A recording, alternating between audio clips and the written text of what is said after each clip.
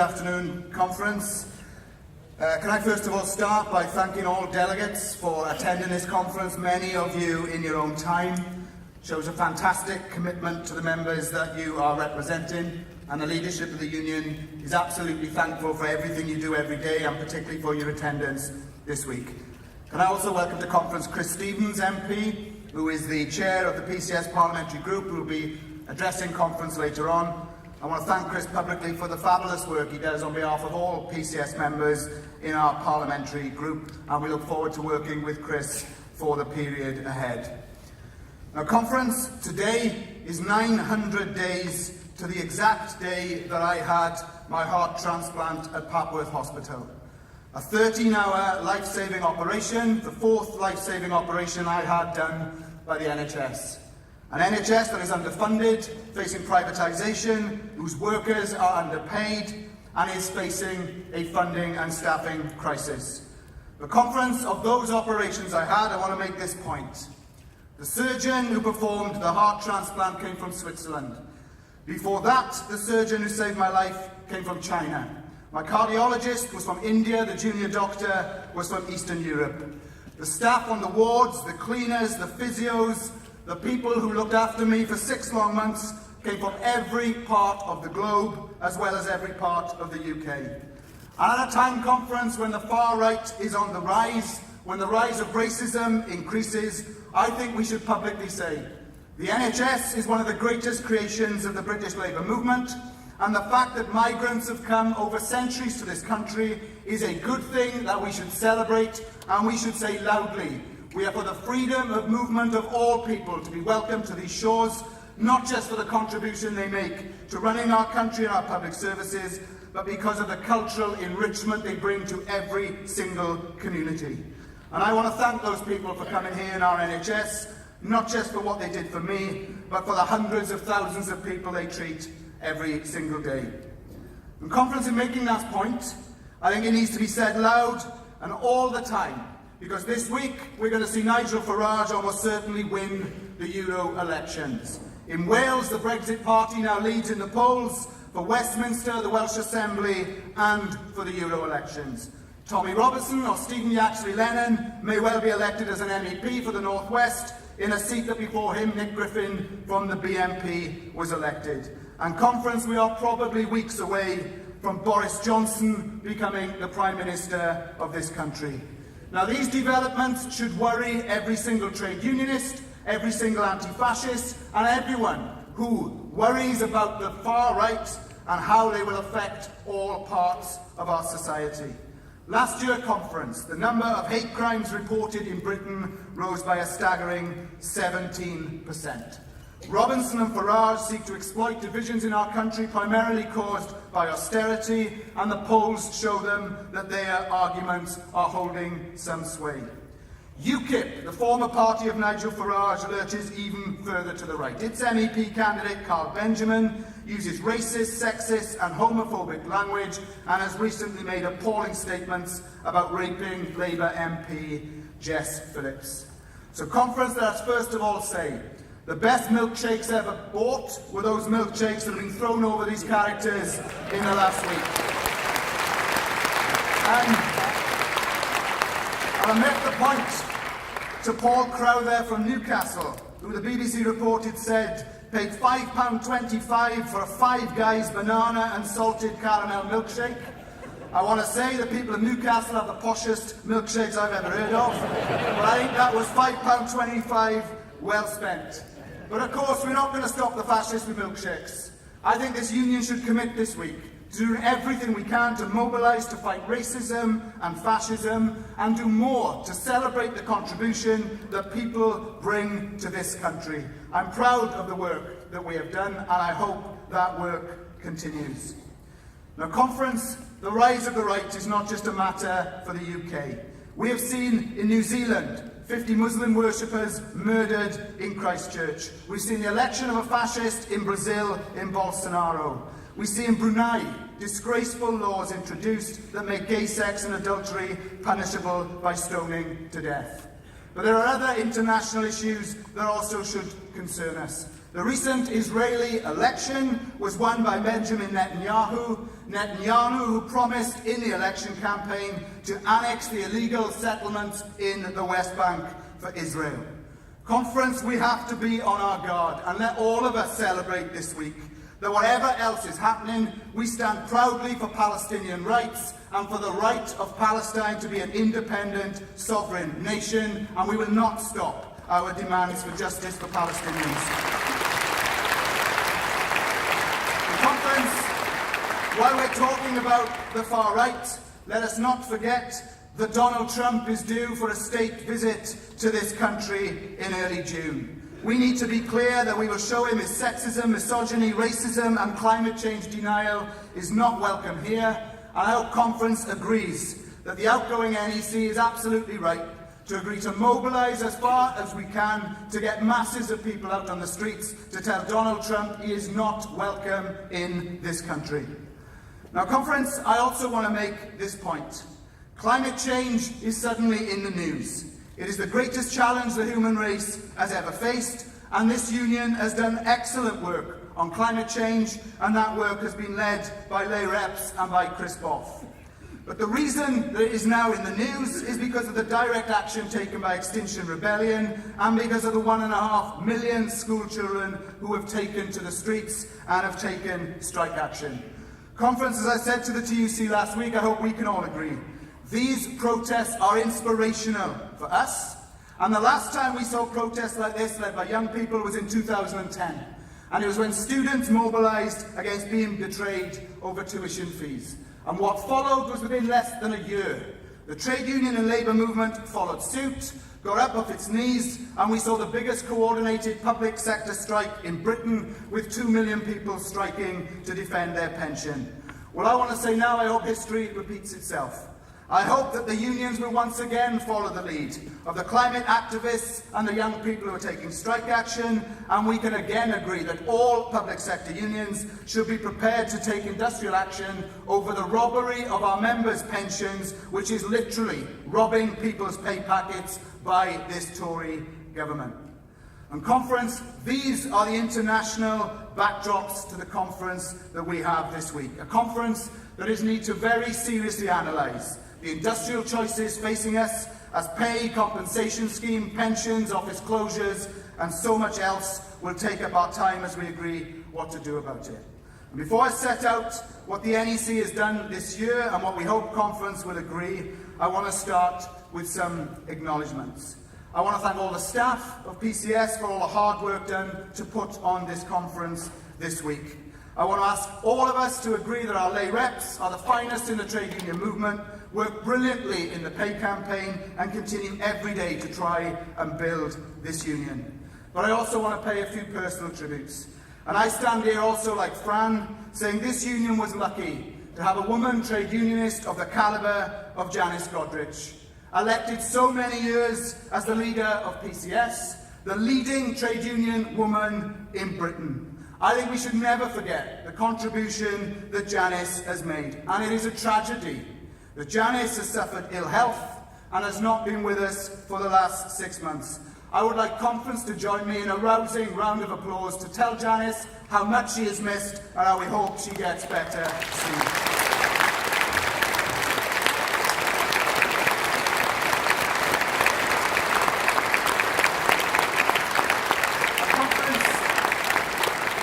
I also want to congratulate Fran. Fran stepped in for Janice with very little notice. She's done an absolutely amazing job over the last 6 months. I'm delighted, Fran, that you were elected as president. You've been a brilliant leader in the DWP, and I have no doubt will be a brilliant leader for this union.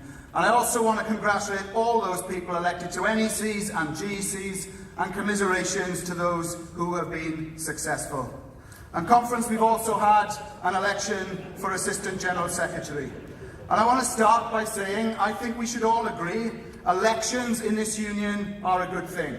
There will be an election for General Secretary in this union in the autumn, and I very much hope there is an election, because democracy can only be good to build the union that we love and work for. The Conference, I want to first of all commiserate with Len Henderson. I think it's brilliant that we had a woman who was prepared to stand for the first time as a senior full-time officer of this union. I have no doubt she would have made a brilliant AGS, and she ran a brilliant campaign. I want to congratulate John Maloney on his success. John Maloney and I go back over 30 years. John Maloney was actually at my wedding. I won't reveal the present that he bought, but I've still got it, John. And I want to say I look forward to working with John over the 5 years ahead. And I also want to commiserate with Chris Boff, who was unsuccessful in his re-election.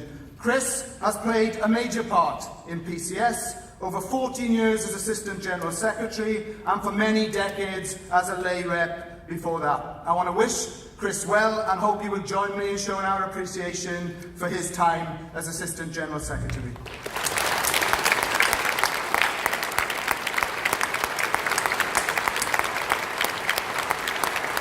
Conference.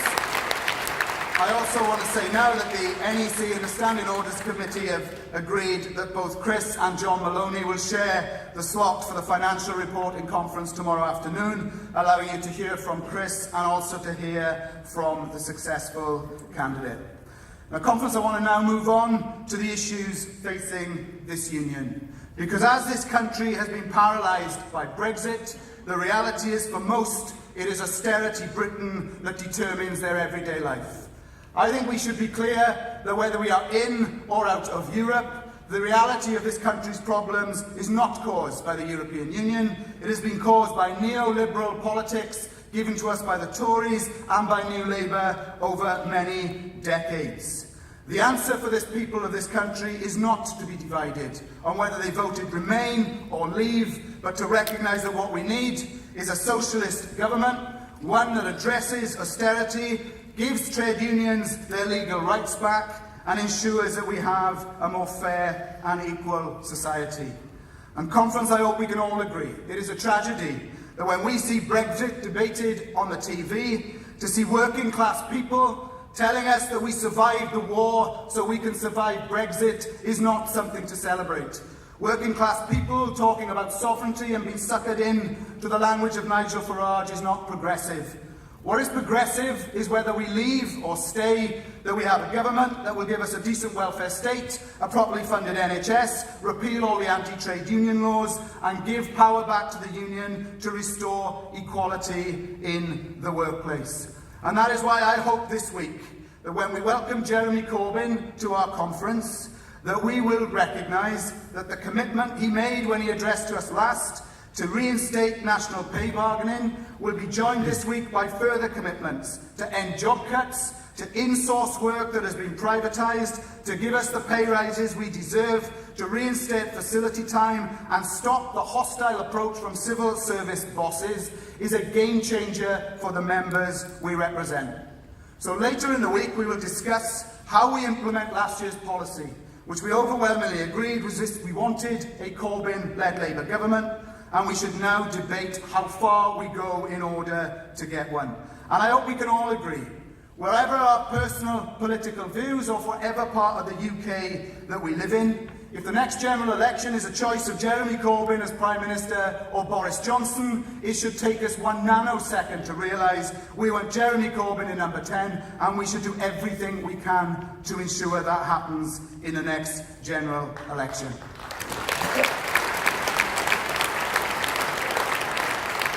The conference over the last 12 months, the union has faced many challenges. But I want us to reflect on one of the successes that we talked about recently that really hits home how much of a success it was. When we took the High Court decision, when we went to the High Court to defeat the government over the redundancy terms that they brutally took away from us in 2016, we won a famous victory. A victory won while other unions signed up to the new terms because 94% of our members voted to reject those terms. Any NEC, faced with a 94% vote of its members, knows it has to act. We went to court and we won. Now, that court victory has cost the government so far over £100 million. I met today somebody leaving who has visited us from Arms, made redundant earlier in the year, who personally benefited by £10,000 because his severance was on 2010 terms, not 2016. He had a colleague who's just left the civil service who was benefited by £67,000. That £67,000 was won by our members, our activists and this union. While others sat on the sidelines, we showed the government we'll fight them with everything at our disposal. But now, as we meet this week, we need to recognise this. The government is weeks away from seeking to reimpose the very terms in 2016 that we defeated in the High Court that they now want to reintroduce. Reintroduce when 90% of HMRC offices face closure, when MOD sites are closing, when courts are closing and job centres are closing. What a cynical act of betrayal. That as you tell people they are no longer needed in the civil service, you reinstate cuts to the redundancy that will cost some people 30% of what is due. We hope the conference will agree this week that cannot stand. Unlike the other issues, we agree a robust strategy, including all measures up to legal, industrial and political, to stop that robbery. And on pensions, let everybody know this and tell their members. You should all have had on the 1st of July this year, and so should every one of our members, a 2% increase in your pay packet. Negotiated by people from this union, because the government's pension scheme we have overpaid for the last 4 years. Not only were they due to give us a 2% contribution cut, they were due to increase the accrual rates and fix the equality problems that have existed in some schemes since the 1950s. If the government loses in court to the Firefighters Union because they acted illegally in discriminating against young firefighters. Liz Truss, the Treasury Minister, is another one who wants to be Prime Minister, then announced that she was suspending all the pension valuations. Not a penny of our money is due to be given back. In fact, in Parliament in March, they forced through the situation that they will continue to make our members overpay on an indefinite basis, even though they know that they are robbing people. So, conference, we will debate that this week. And we hope you will agree that we need a TUC-wide action of all unions. But if we can't get that, this union should be first to stand up for our members and say, give us the money that is ours. And conference, on that very same point, we will discuss in a few minutes pay. The NEC wants to pay tribute to our activists, the best in the trade union movement, and our staff who have worked so tirelessly alongside you in delivering the highest turnout of any ballot in the union's history. 47.7%, up 6.1% in 6 months. We hope to be debating at this conference who we were going to bring out on strike first and what hard-hitting action was going to be taken to force the government to the negotiating table. Instead, we now have to debate what we are going to do in response to that ballot. I want to thank the 237 delegates who came last night to the pay fringe meeting, and I hope we will agree shortly a radical policy that says, even though we didn't make it, we're not going to give up. We're going to organise deeper in more workplaces, getting more activists to ensure that next time, and let's be clear, there will be a next time. It's not a matter of when or if, it is a matter that's inevitably coming later this year. Now that may be on pay, it may be on compensation, it may be on pensions. But if the government does implement its threats, and we are faced with a third reduction in redundancy rights, a withdrawal of money that is yours on pensions, and 1% on pay, we will have no choice but to ask our members to take the action required to defeat the government. And therefore, I want to finish with 2 final points. To build the union, we have to be prepared to go everywhere, to encourage people to stand with us, to become activists, to become advocates, and to become volunteers. Participation is the key. We recently had elections with a 10% turnout, the highest turnout in 10 years. But it is still pitiful that only 1 in 10 members vote in the elections. Despite everything we did, 53% of our members didn't vote in the pay ballot. We've got to commit ourselves to go everywhere to ensure that they do. And part of that conference is taking equality seriously. Part of that is ensuring that all of our members, whether they are women, LGBT+, disabled or young, wherever they come from the black community, they should be represented in our leadership. And we hope that if conference agrees to reconsult on doing more to get underrepresented groups involved in the union, then we should be serious about it. And it's no good conference saying that 50% women on the NEC is a laudable aim, but we don't need to change the rules. if what we see at our conference is in a union of 61% women members, only 33% of the delegates this week are women. And if people don't want to change the rules, my challenge is this. Our elections are almost always fought by slates of groups putting forward a slate of candidates. If you don't want to change the rules, what you could do on those slate of candidates is to ensure they were more representative of the members that we serve, and that is one way we can ensure that we're serious about doing what we say. Now, I'm finally going to make this point. We've talked about the national ballot, we've talked about what threats face us this week, but PCS is winning every day. We currently have 15 disputes ongoing in the union, more disputes than we've had than for an awful long time. We saw a stunning victory in the historic Royal Palaces, where strike action of our members alongside the GMB delivered a massive improvement over the employer's offer on pensions. Our security guards in the Palace of Westminster voted to strike, and on the eve of the strike, having smashed the threshold, every single demand was conceded to the union. A victory for those workers, and let's pay tribute to them for that fantastic victory. We currently have members on strike in HMRC, Ealing, fighting to keep their office open. Next week we have members on strike Universal Credit in Walsall and Wolverhampton. We are expecting more submissions in from HMRC around office closures. This NEC has supported every one of those disputes, and we hope this week you will agree to the increase in members' subscriptions that we seek of 50p a month that would raise £100,000, ring-fenced to only ever be used to give strike pay to our members. Which leads me to the last strike I want to mention. Tomorrow we are going to welcome to this hall some of our bravest members: cleaners, security guards, caterers, porters and receptionists. On strike in private contractors, in the Foreign and Commonwealth Office and in Bays. Strikes that have already quadrupled union membership, mainly low-paid workers. On strike for the London living wage and on strike to be brought back in to the civil service. I know we will give them a fantastic reception because we know that they must win their dispute. But think about this conference. I was at Bays headquarters last week meeting the permanent secretary about the dispute with the local reps. I saw something in that building I never thought I would see. It took me back. It took me back to 1984 when I worked in the DHSS in South Wales in the valleys. Miners' strike was well into its 8th month.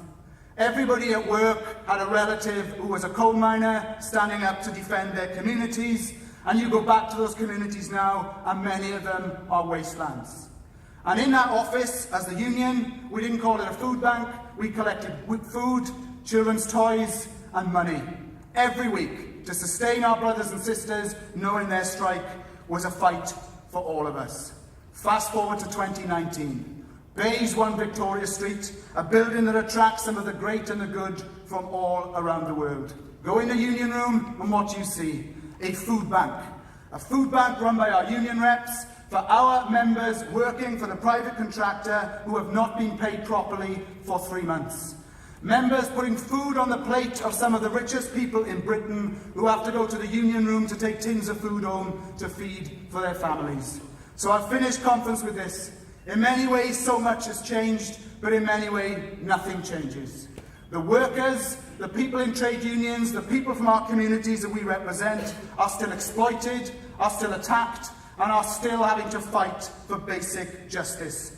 If that food bank and those strikes don't enthuse all of us to leave this week, united, determined to fight back and win, nothing will. Have a great conference. Let's ensure we can defeat this government and win these strikes. Thank you.